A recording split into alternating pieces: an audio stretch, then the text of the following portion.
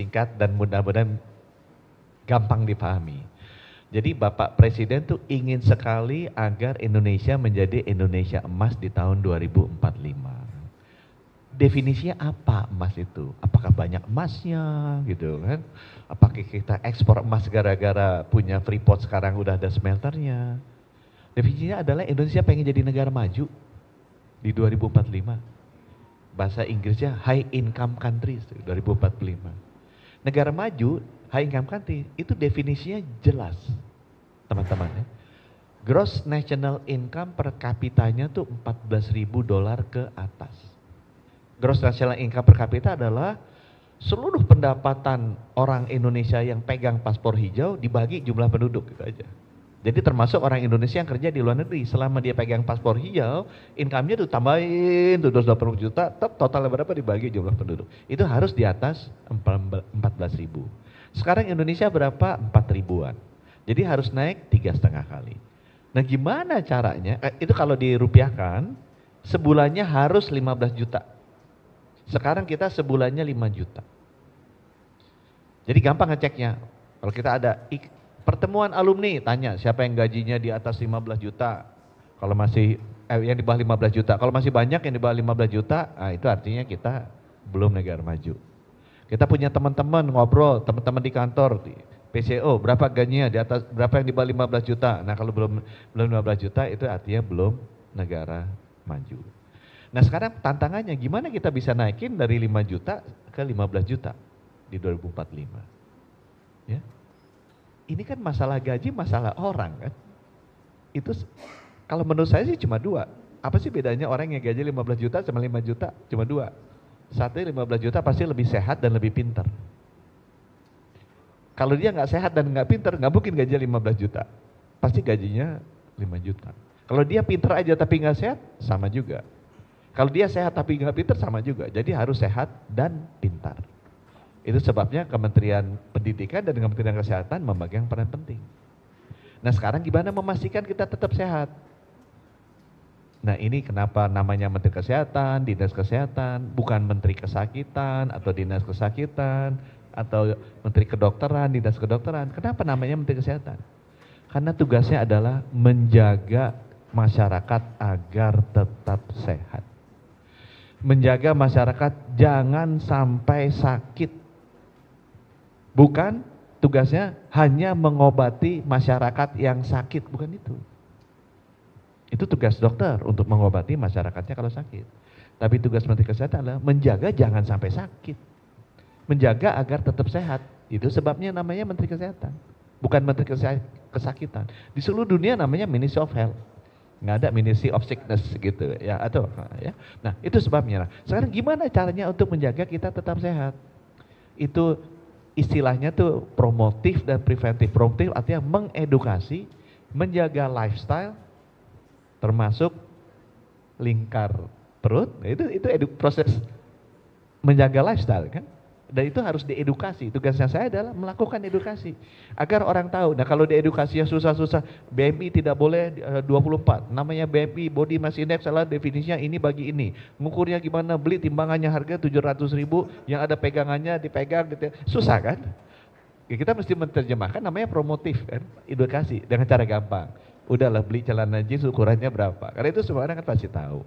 Ya. Maksudnya apa? Supaya masyarakat tahu lifestyle yang sehat adalah lifestyle yang kita tidak boleh kelebihan gula dan kelebihan fatty visceral fat gitu. Karena itu menyebabkan banyak penyakit, menyebabkan gula, darah tinggi yang menjadi faktor penyebab utama kematian rakyat Indonesia. Gitu ya, itu yang promotif. Preventifnya apa? Ya itu yang dilakukan oleh Bapak Presiden Prabowo. Cek kesehatan gratis. Preventif itu artinya tahu duluan. Ini buat teman-teman ya. Orang sehat lawannya sakit kan. Penyakit yang paling banyak menyebabkan kematian di Indonesia, ranking nomor 1, stroke. Saya yakin pasti ada saudara-saudaranya yang ada di sini yang pernah kena stroke. Itu pembunuh nomor 1, 300.000. Nomor 2, jantung. Pasti kita punya saudara atau teman atau orang tua yang pernah kena jantung, 250.000. Nomor 3, kanker. Pasti ada yang kena. Ibu saya kena kanker, kena stroke. Bapak saya kena kanker, meninggal. Nomor 4, ginjal. Cuci darah, ibu saya kena ginjal, mesti diganti ginjalnya.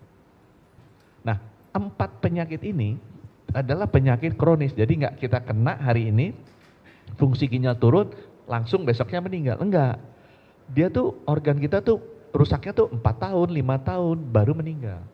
Nah, masa kita nggak bisa beresin sih dalam waktu 4 tahun ini? Kita gagal beresin karena biasanya nggak pernah ngecek.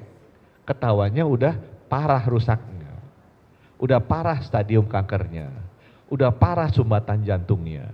Udah parah itu tekanan darahnya sehingga pecah pembuluh darah di otak. Itu sebabnya dilakukan cek kesehatan gratis Pak Prabowo. Ya. Kenapa? Karena orang Indonesia kalau harus cek kesehatan, nggak ada yang mau datang. Ada hadiah data, kan senang dapat hadiah orang-orang kita kan. Jadi kita lakukan.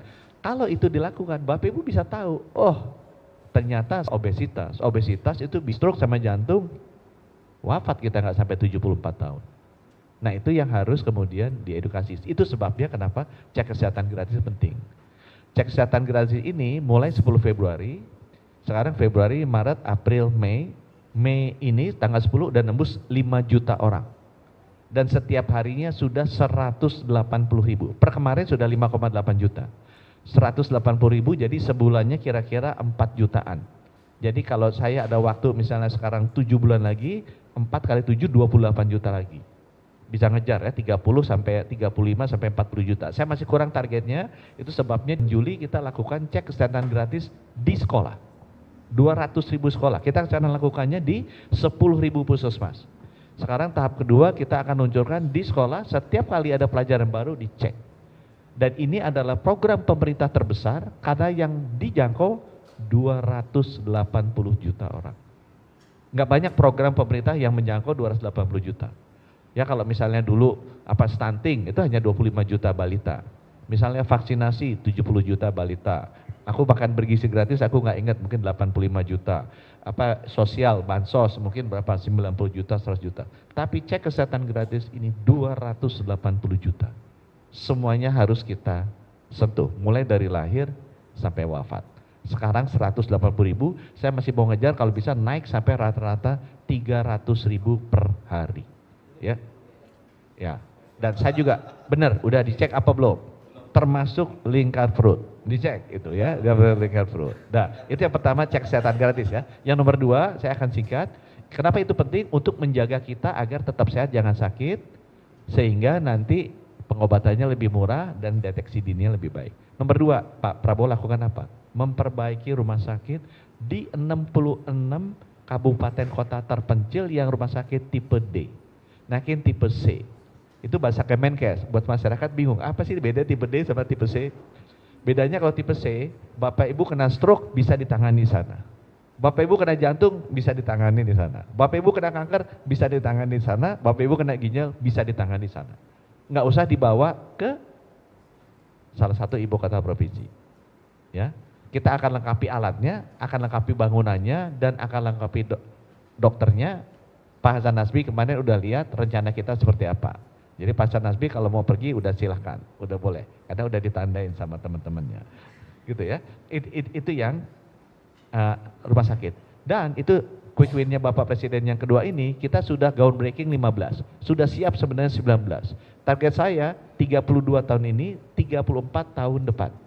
Jadi 66 ini tadinya mau dibikin 5 tahun, 5 tahun mau bukan quick win gitu kan, slow win gitu. Kalau mau quick win kan mesti cepat, saya coba 2 tahun. Kalau 2 tahun, 32 tahun ini, 32 tahun depan, sekarang udah 15. Ya kira-kira oke dan, karena kan kalau 32 ya 16 sampai Juni lah, pasti akan kekejar. Ya. Yang ketiga programnya apa? TBC. Kenapa? Ini penyakit menular yang paling banyak membunuh masyarakat di seluruh dunia dan Indonesia. 1 juta per tahun, sudah 1 miliar manusia di bumi ini wafat dalam 100 tahun terakhir. Sekarang 1 juta per tahun, di Indonesia 134.000 setahun atau setiap 5 menit 2. Ya, jadi saya ngomong ini nih, yang meninggal nih mungkin udah 10. Ya, yang meninggal sudah 10. Nah, apa yang pemerintah lakukan? Sama semua penyakit, ini screeningnya masih bagus. Jadi program screeningnya sekarang kita pakai metode baru yang nurunin biayanya dari $20 turun ke $16, sekarang ke $8, kita mau turun ke $4. Supaya yang di screening lebih banyak. TBC itu estimasi ada 1 juta orang, ini ada 10 juta yang kita harus screening setiap tahun. Kalau biayanya $20 kali 10 juta, mahal banget, $200 juta. Sekarang kita sudah turunkan ke 8, kita mau turunkan ke 4 dengan metode screening yang baru. Kalau udah ketahuan TBC, dia harus dikasih obat. Beda dengan COVID, ini ada obatnya. Masalahnya obatnya kalau diminum, ada 4 sampai 6 tablet, harus diminum setiap hari, antara 6 sampai 22 bulan non-stop. Itu yang bikin susah.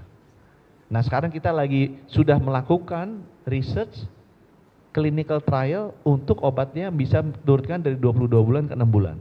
Sudah jalan dan diluncurkan tahun lalu. Jadi instead of 22 bulan minum obat setiap hari 6 pil, dia mungkin hanya 6 pil setiap hari 6 bulan. Sekarang kita lagi lakukan clinical trial yang 6 bulan ini kita mau turunin mungkin hanya 90 hari, terusnya langsung kasih 1 suntikan. Karena ini banyak yang gagal selesai minum obat karena nggak tahan dia minum obat selama ini. Padahal kalau nggak tahan nggak sembuh dia. Dan yang ketiga, Bapak Ibu mesti tahu, pernah kena COVID kan? Banyak COVID yang meninggal kan? Kenapa COVID sekarang bisa kita kendalikan? Vaksin. Lepas dengan segala macam teori konspirasi, bilang bahwa oh vaksin COVID itu masukin ada chipnya, itu nanti membuat masyarakat menjadi tidak sehat. Secara sains, semua pandemi kalau diketemukan vaksinnya itu berhenti. Ya. Contohnya kita alami COVID. Kalau adik-adik nggak ngalamin, saya ngalamin ada satu lagi dulu pandemi yang mengerikan namanya cacar. Ya kalau saya dilihat di bahunya masih ada goresannya. Coba itu karena sudah pandemi itu sudah hilang, adik-adik itu lengannya lebih mulus karena tidak dicacar. Itu sebabnya kenapa kita masuk sebagai lokasi clinical trial untuk TBC. Karena TBC ini membunuh 2 orang setiap 5 menit saudara-saudara kita. Sama seperti COVID dulu. Saya berhenti di sini, kemudian nanti saya kembalikan ke moderator kalau mau ada pendalaman silakan. Tepuk tangan dulu buat paparan yang luar biasa.